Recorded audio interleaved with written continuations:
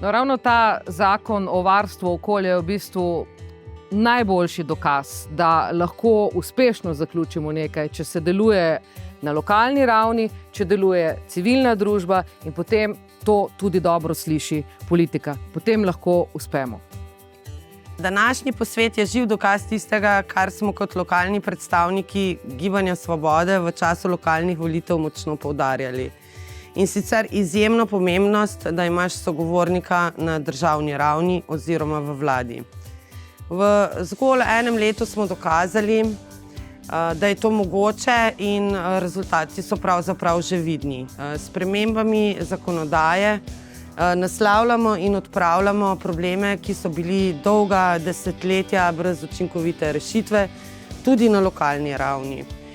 To je dokaz, da je s pravim pristopom, vzajemnim spoštovanjem in trdim delom možno doseči pozitivne spremembe za našo skupnost.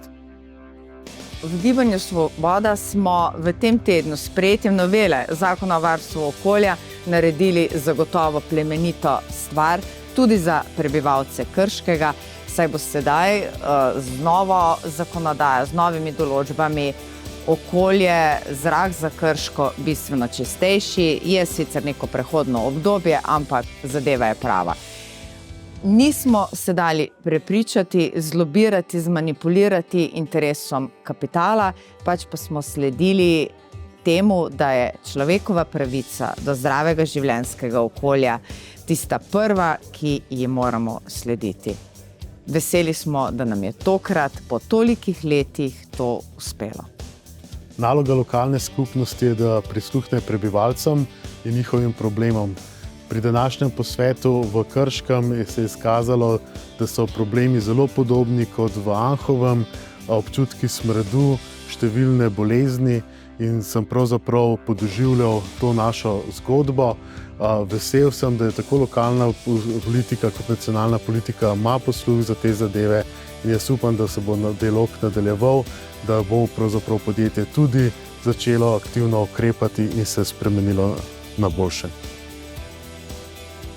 Po sprejetem zakonu v državnem zboru je ključna tudi njegova implementacija.